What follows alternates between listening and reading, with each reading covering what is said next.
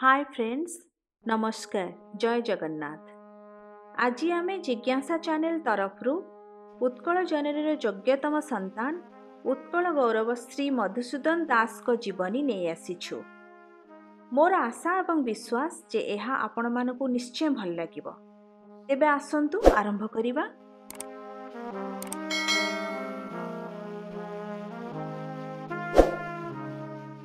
उठरे उठरे उत्कल संतान, उठिबु तू आउ केते दिने।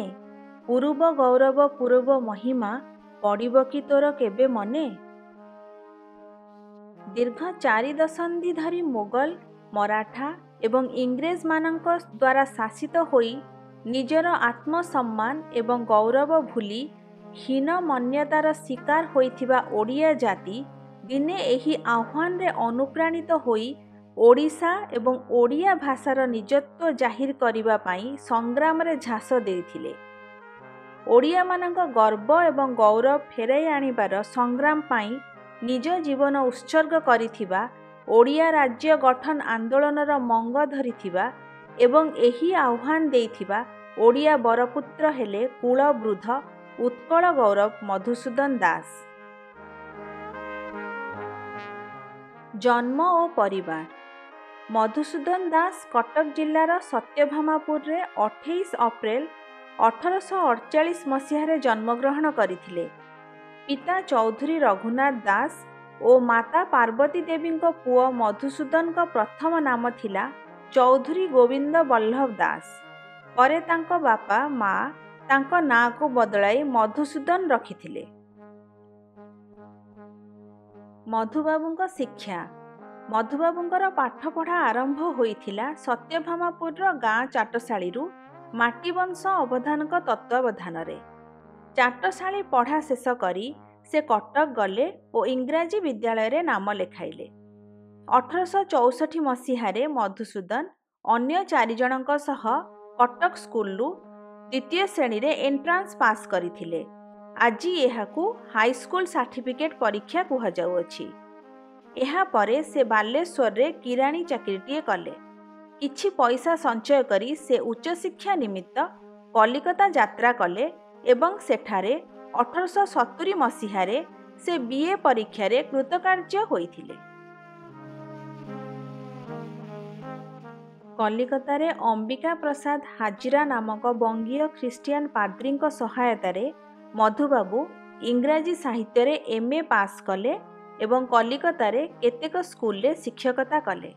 निजर गुण और कर्मनिष्ठा बलरे से कलिकतार श्रीरामपुर कॉलेज रे अध्यापक भावरे नियुक्त हेले।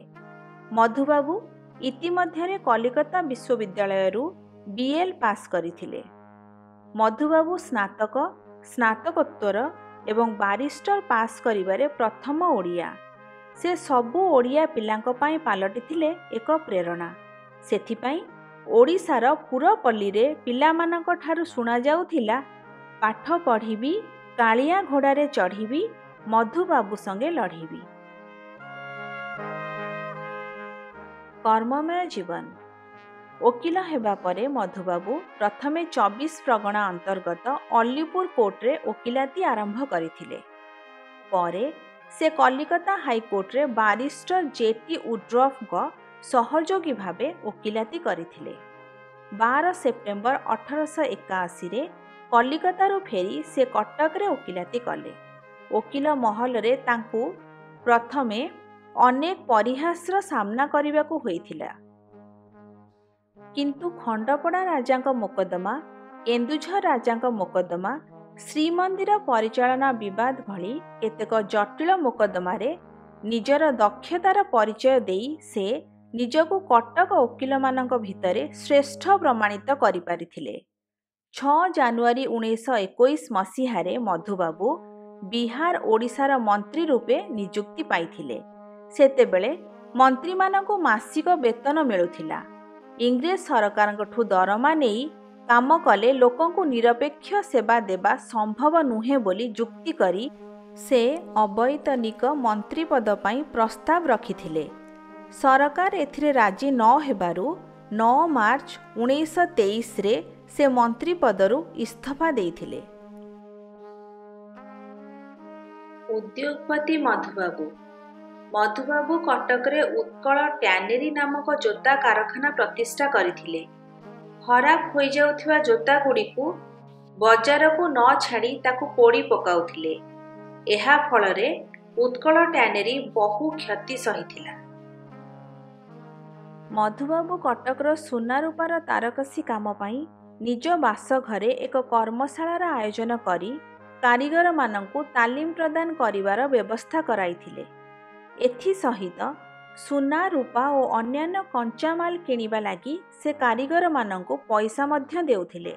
बिक्री हेउ कि न हेउ सेमानंको काम निमंते से दैनिक वेतन देउथिले।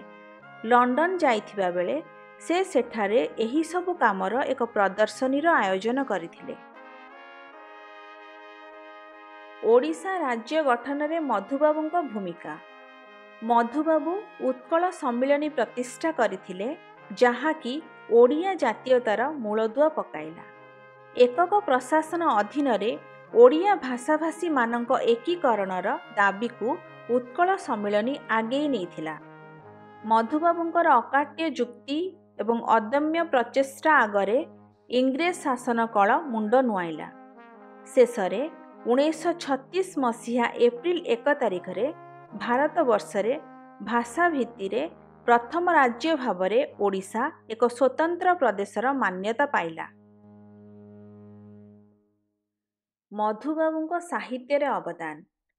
जड़े लेखक और कवि भावरे मधुबाबू अनेक देशात्मबोधक साहित्य कृति रचना करिछन्ति। से ओडिया और इंग्राजी रे अनेक उपादेय लेखा लिखि जाइछन्ति। तांकर केतोटी जनाशुना लेखा हेउछि उत्कल संतान, जाति इतिहास, ज्ञानीर भक्ति और जातीय गीतिका। से मध्य ओडिया, इंग्राजी और बंगलारे जड़े सुवक्ता थिले। मधुबाबूଙ୍କ रचना ओडिया मानक मध्यरे देश प्रेम एवं ओडिया जातिर प्रेमर बन्ही प्रज्वलन करिथिला। मधुबाबू लेखि जाइछन्ति, जाति नंदीघोष चलिब कि भाई स्वार्थ को सारथी कले।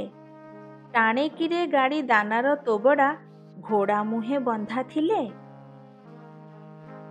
1934 मसीहा फेब्रुआरी मास 4 तारिख राति 1:20 समय मधुबाबू आमको छाड़ी चली जाइथिले।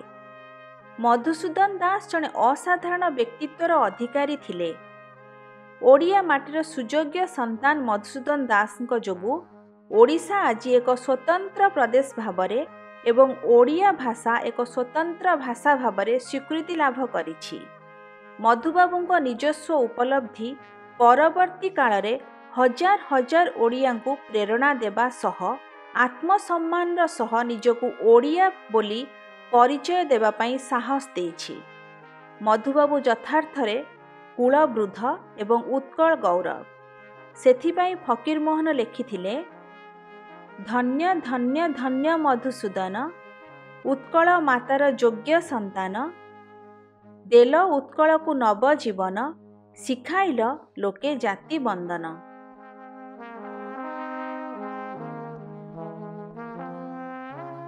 प्लीज आम चैनल जिज्ञासा को सब्सक्राइब करंतु एवं बेल आइकन प्रेस करंतु नुआ वीडियोस रो अपडेट्स पाइबा पाई।